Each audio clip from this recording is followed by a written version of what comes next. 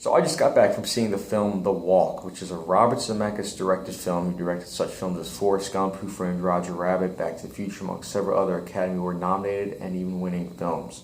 The premise of this film is about a guy, a French man, who just decides to come to America because he wants to go across the tallest building in the world. He wants to get a tightrope on the one World Trade Center building and then shoot it across the other World Trade Center building and then walk across it. Messed up as it sounds, whether you know what happens or not, it's a win-win situation for this young French man because if he does make it across, he will become famous because he was the first to do it.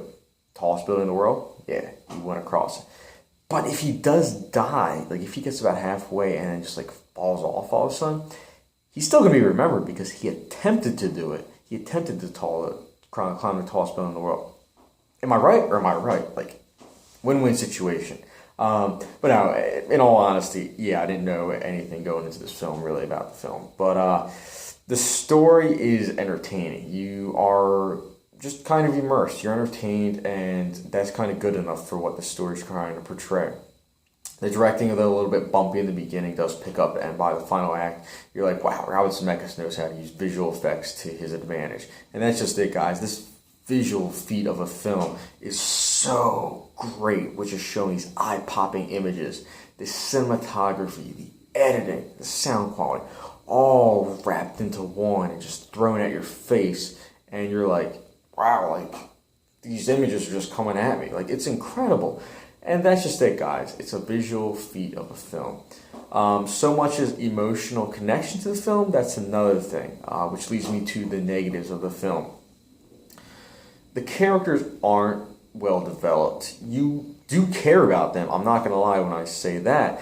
But what I am going to say is you don't remember them by the end of the film. Like, as you're walking out of the theater, you're like, yeah, this was based on a true story, but what are the characters' names? Like, what was so special about them other than the one, you know, who the film's about?